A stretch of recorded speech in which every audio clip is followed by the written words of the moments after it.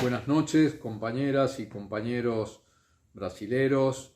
Mi nombre es Pablo Yonto, soy abogado hace 40 años con causas por delitos de lesa humanidad.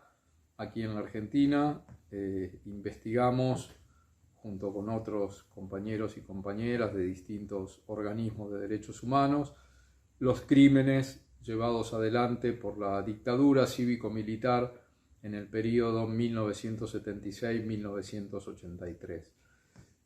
Como ustedes saben, y si no les doy algunos datos, se calcula que un 60% de los desaparecidos y asesinados en la Argentina tenían algún tipo de actividad sindical, militancia obrera, habían estado relacionados en uno u otro tiempo con el movimiento obrero, con las organizaciones sindicales, con las comisiones internas.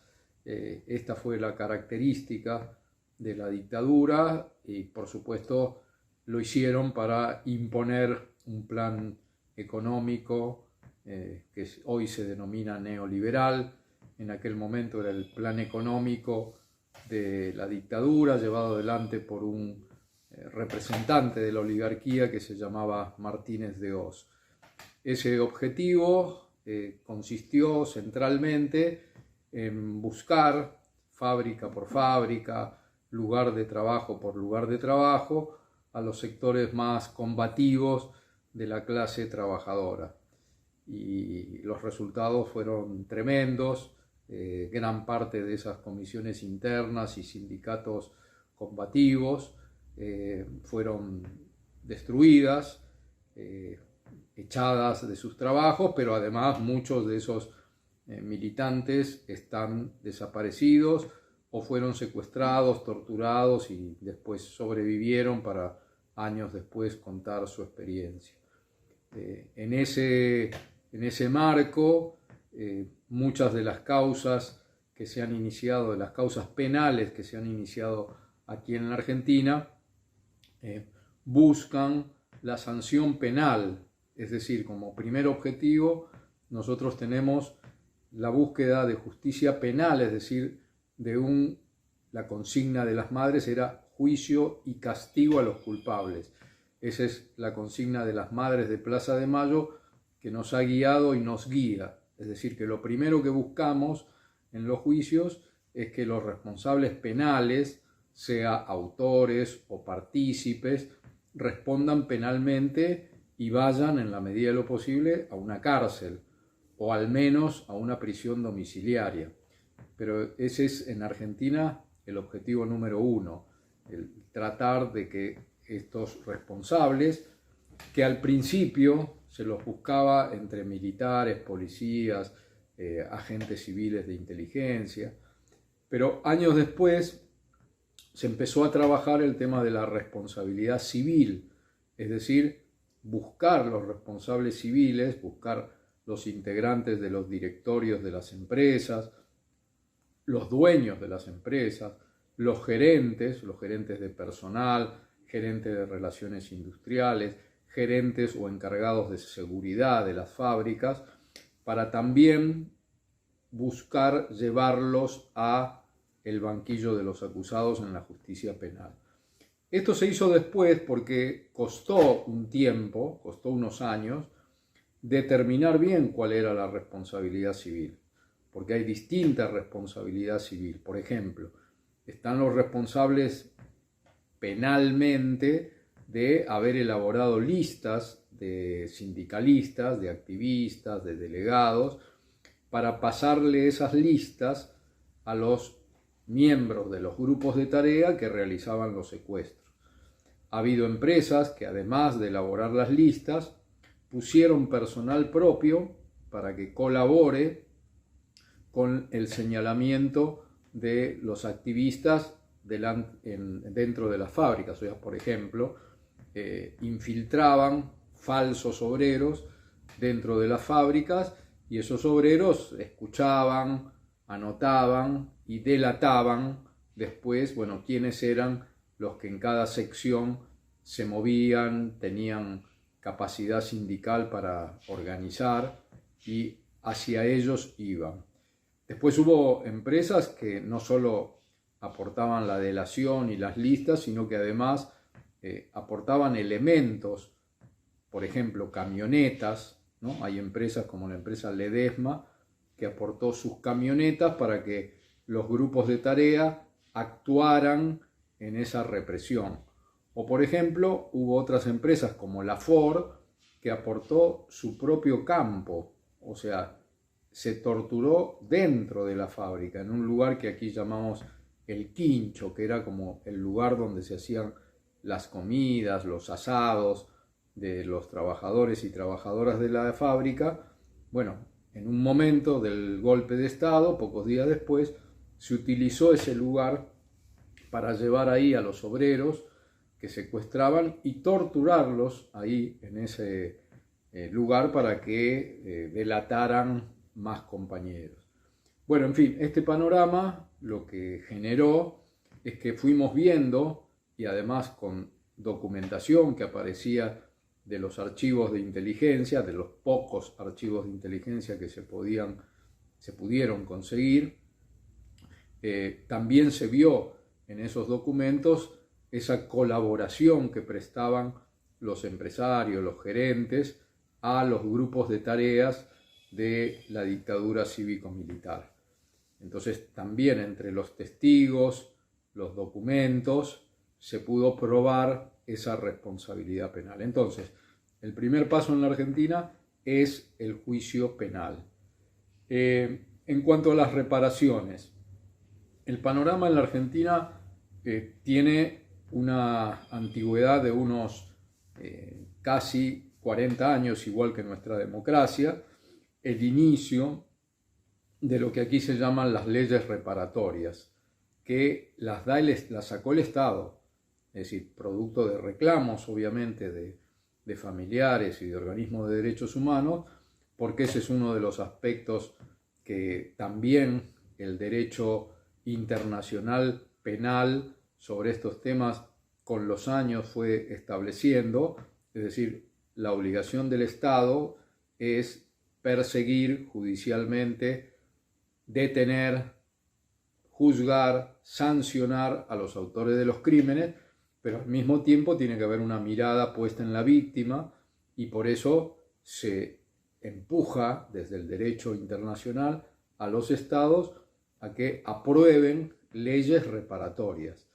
Y eso ha ocurrido en la Argentina desde el primer gobierno democrático después de la dictadura, que fue a partir de 1983 con Raúl Alfonsín, un presidente de la Unión Cívica Radical, que en su gobierno se empiezan a sacar las primeras leyes reparatorias, que son leyes reparatorias para indemnizar a los familiares de los desaparecidos.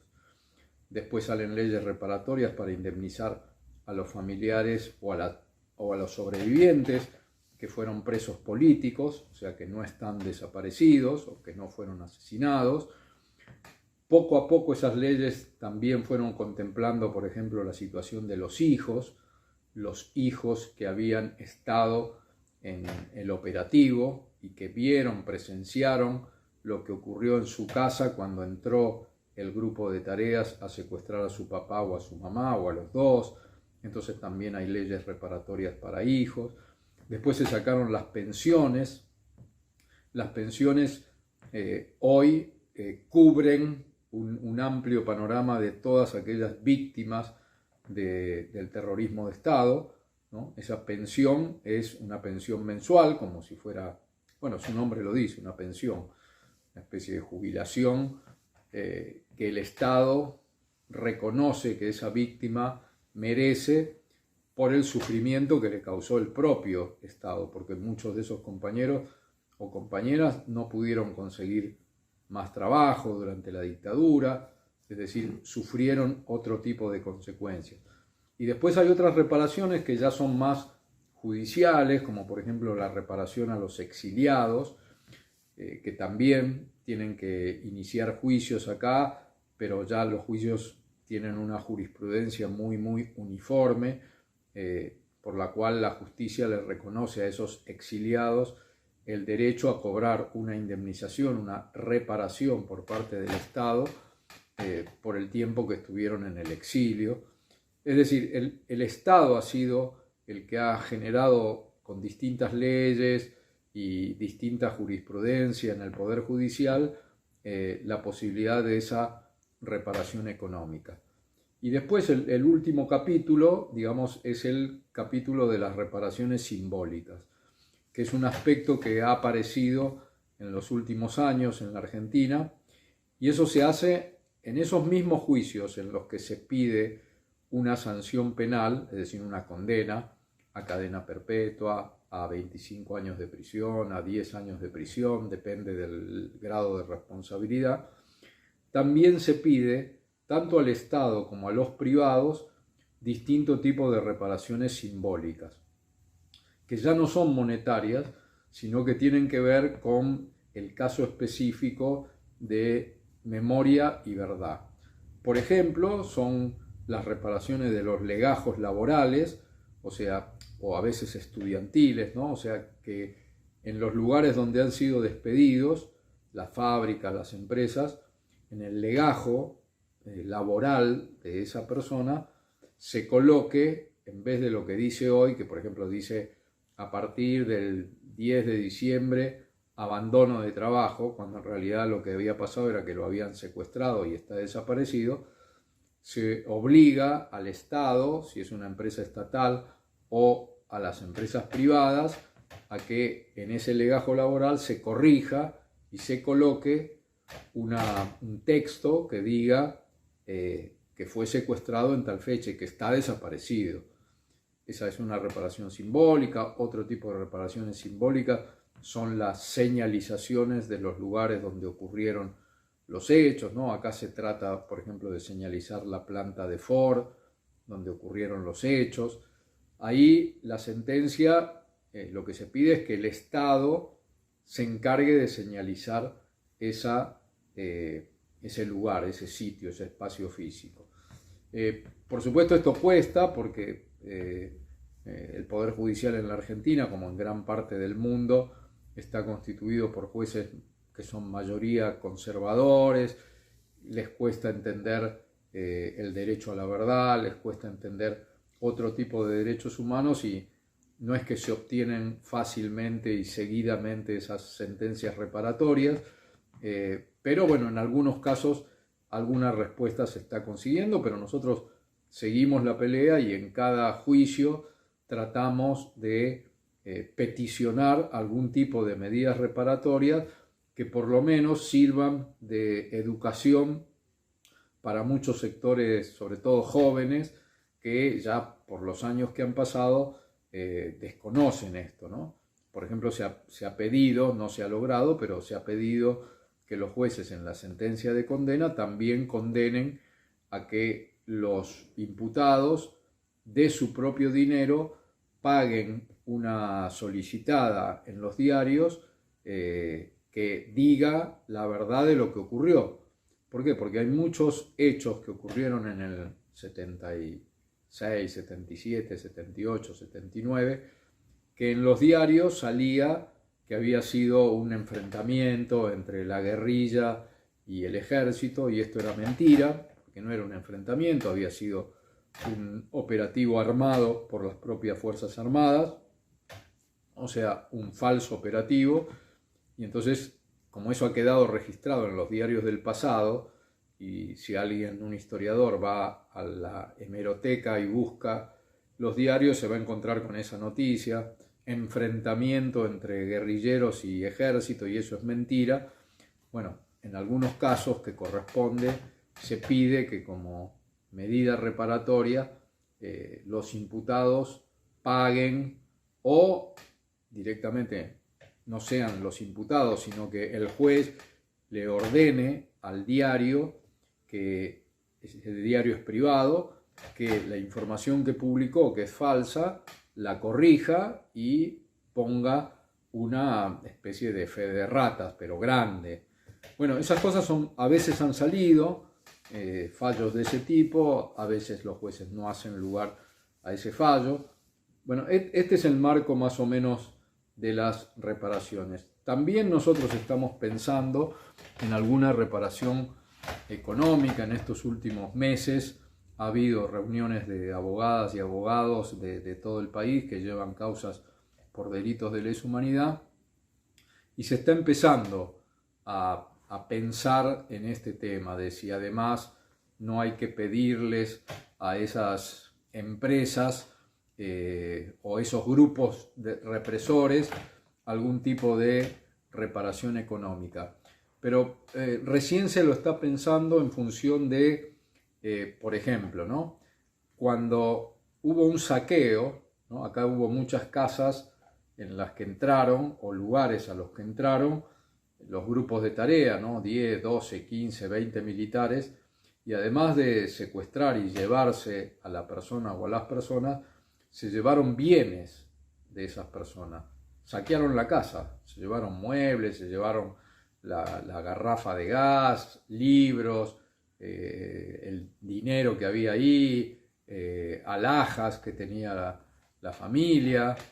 Hubo lugares donde el saqueo, casas, donde el saqueo fue total. Se llevaron todo, venían con el camión del ejército, se llevaban a las personas y al rato entraba el camión y subían todos los objetos que había en la casa.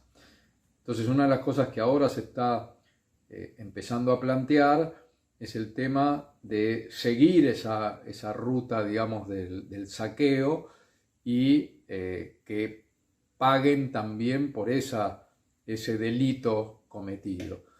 Pero fíjense que esto es cuestión de estos últimos tiempos.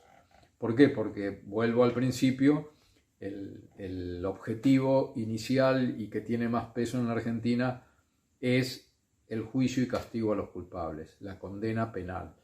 En la Argentina en este momento estamos ya muy cerca de los 1.200 condenados, desde 1985 a esta parte, por si ustedes han visto la película Argentina 1985, que fue candidata al Oscar.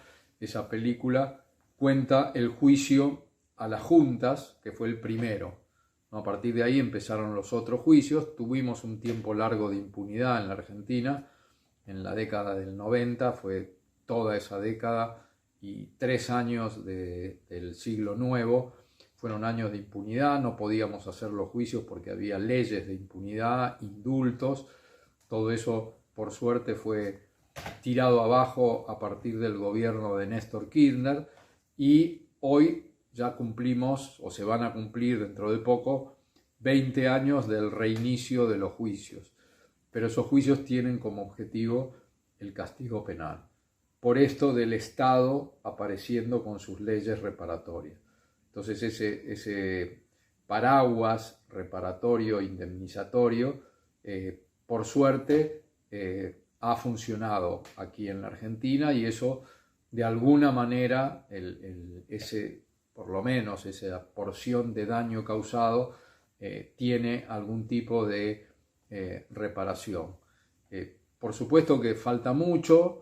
Estamos pensando en otras medidas reparatorias, el pedido de disculpas del Estado. Eso también son pequeñas cosas o grandes cosas que sirven para de algún modo aliviar algo muy pequeño de la tragedia causada a miles y miles de familias en nuestro país. Así que bueno, esperamos que este panorama en la Argentina ayude a ustedes, trabajadoras, trabajadores, sindicatos, comisiones internas de la fábrica, para que nos contagiemos un poco de lo mucho que se ha podido hacer en muchos países, no solo en la Argentina, en este sentido, que algunas de las ideas de acá sirvan para allá, que algunas de las ideas de ustedes en Brasil nos sirvan también a nosotros, porque como somos clase trabajadora, nos tenemos que ayudar y tenemos que tomar los buenos ejemplos de lo que se ha peleado también en otros países. No hay que olvidar que no somos los únicos que estamos atrás del juicio y castigo y de la reparación a las víctimas, sino que hay muchísimos países que hace mucho tiempo también iniciaron estos juicios y que están dando pelea. Están los compañeros y compañeras de Chile, de Uruguay, de Perú, de Centroamérica, compañeros y compañeros en África, en Asia, peleando por estas mismas historias, ¿no? Que de una vez por todas se haga posible en la humanidad el sueño de esa palabra tan hermosa que es la justicia.